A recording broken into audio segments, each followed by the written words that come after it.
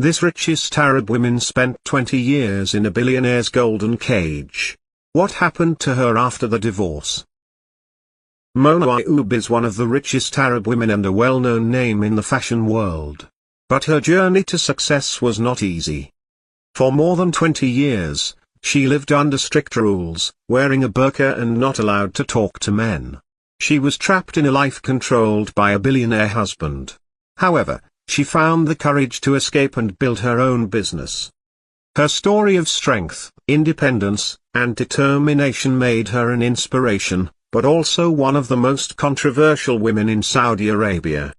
Born in Kuwait to a Lebanese Catholic family, Mona was raised with a love for fashion. Though her family was not wealthy, her mother had a great sense of style and passed it on to her daughter. Mona had dreams of luxury and success. While attending university, she worked as a waitress to support herself. During this time, she met Nasser al-Rashid, a billionaire businessman and advisor to the Saudi king, with an estimated fortune of $8 billion. Enchanted by Mona's beauty and charm, he showered her with expensive gifts, designer outfits, and exquisite jewelry. At the age of 20, Mona married Nasser, who was twice her age.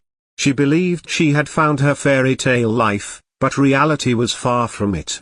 Before marriage, Nasser asked her to convert to Islam, and she agreed. However, after marriage, she faced strict rules. She had to wear a hijab, was not allowed to speak to men, and could leave the house only on special occasions. Despite being surrounded by luxury, she felt imprisoned. Her husband bought her expensive clothes and jewelry, but she was never allowed to wear them in public. For 2 decades, Mona lived in isolation, feeling powerless. She had 5 children and stayed in the marriage for their sake, but inside, she longed for freedom. She found comfort in collecting high-end fashion and jewelry, immersing herself in luxury even though she could not fully enjoy it. Even with all the restrictions, she always held on to hope. After 20 years, Mona bravely decided to seek a divorce, knowing she would face serious consequences. Nasser was furious and used his power to turn public opinion against her, making her one of the most criticized women in Saudi Arabia. The divorce forced her to leave the country, and she lost custody of her children. She also gave up any right to Nasser's fortune. The only things she could keep were the gifts she had received. Taking her collection of rare jewelry and designer pieces, Mona moved to Paris to start a new life. She sold much of her jewelry, including pieces from Bulgari, Harry Winston, and Buccellati, and invested in a luxury yacht named Fosse. The yacht cost $7 million, with another $20 million spent on renovations. Many, including her ex-husband, thought she would fail, but the yacht quickly became a success, attracting wealthy clients. With her growing income, Mona reinvested in luxury real estate, turning her fortune into nearly $500 million within a few years. She had not only proved her doubters wrong but had become one of the most successful women entrepreneurs in the world.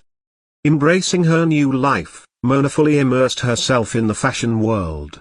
She attended high-profile events, befriended legendary designers like Karl Lagerfeld and Jean-Paul Gaultier, and even walked the runway. Her influence was so strong that top fashion houses created mannequins modeled after her figure for custom fittings. Despite her immense wealth, Mona remained humble. She preferred eating at simple diners rather than expensive restaurants, seeing fashion as an art rather than a way to show status. She built a collection of over 10,000 designer outfits, regularly selling and replacing them. She used the proceeds to support women facing domestic violence and organized exhibitions to introduce young people to the world of high fashion. Even after their divorce, Nasser struggled to accept Mona's success. In an attempt to overshadow her, he purchased a $200 million yacht and named it after her. Interestingly, the yacht got stuck near the coast of Cannes during a well-known film festival that Mona was attending. Many saw it as a sign that no matter what he did, he could not erase her achievements. In 2000, Mona wrote her autobiography, which became a bestseller. People were eager to learn about the woman who had defied societal expectations and built an empire of her own. Today, Mona Ayoub lives a life of success and fulfillment, proving that true wealth is not just about money but about courage, resilience, and the determination to shape one's destiny. Mona Ayoub's story proves that strength and vision can overcome any obstacle. She broke free from restrictions, built her own empire, and became a symbol of success and empowerment. No golden cage can contain a determined woman,